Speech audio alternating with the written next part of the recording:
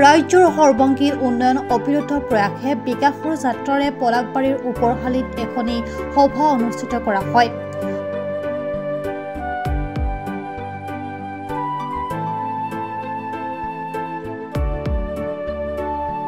পলাকবাৰীত বিকাশ যাত্ৰা অসম চৰকাৰ বহুতো আঁচনিৰ শুভাৰম্ভণি তথা আধাৰশিলা স্থাপনৰ লক্ষ্যৰে পলাকবাৰীত অসম চৰকাৰৰ কেবিনেট মন্ত্ৰী চন্দ্ৰমোহন পাটোৱাৰী উপস্থিত হৈ কেইবাটাও আঁচনিৰ আধাৰশিলা স্থাপন কৰে। ওপৰশালী উচ্চতৰ মাধ্যমিক বিদ্যালয় প্ৰাংগণত অনুষ্ঠিত বিকাশ যাত্ৰা সভাতে প্ৰায় 8 কোটি টকা ব্যয় সাপেক্ষে ওপৰশালী উচ্চতৰ মাধ্যমিক বিদ্যালয়ত নিৰ্মাণ হ'বলগীয়া বিল্ডিঙৰ আধাৰশিলা স্থাপন কৰে মন্ত্ৰীগৰাকীয়ে।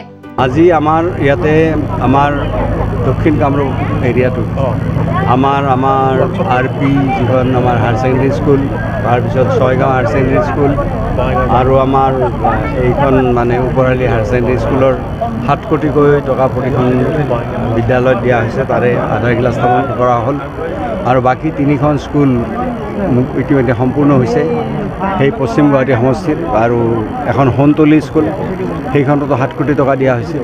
গতিকে সেইখনৰ আধাৰশিলা স্থাপন কৰা হ'ল আৰু বাকী যিখন স্কুল কমপ্লিট হ'ল সেইখিনিৰ ইয়াতে আমি আজি মুকলি কৰিলোঁ। গতিকে আজি আমাৰ এইটো কাৰ্যসূচী ইয়াতে আছিল আৰু এই অঞ্চলৰ ৰাইজে আৰু ইয়াৰে শিক্ষক শিক্ষয়িত্ৰী সকলোৱে কৈছে যে স্কুলখনত পইচা দিলে ভাল হয়, স্কুলখনৰ অৱস্থা বেয়া হৈছে বিল্ডিঙৰ।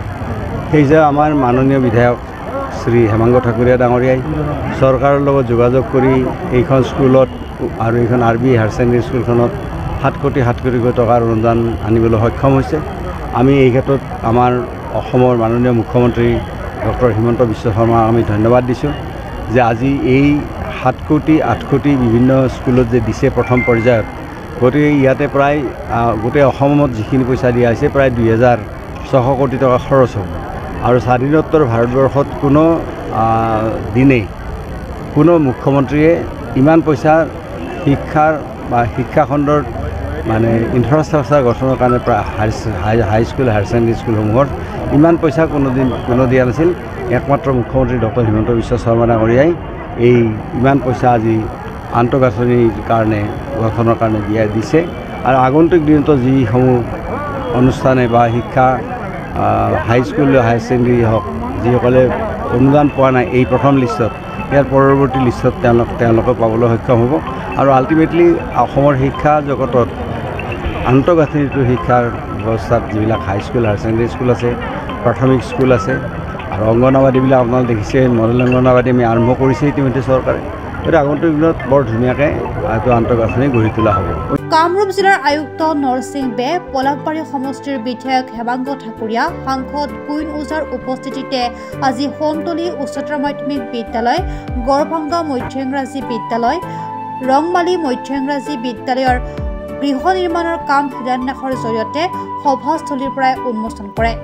ওপৰশালী উচ্চতৰ মাধ্যমিক বিদ্যালয়ত যি আমাৰ অসম চৰকাৰৰ ফালৰ পৰা প্ৰায় 8 কোটি টকাৰ চেংচন এটা লোৱা হৈছিলে মাননীয় মুখ্যমন্ত্ৰী পৃষ্ঠপোষকতাত আৰু ইতিমধ্যে এই তাৰ শুভ উদ্বোধন আজি মাননীয় আমাৰ গাৰ্জেন মিনিষ্টাৰ চন্দ্ৰমোহন পাটোৱাৰী ডাঙৰীয়াই কৰে।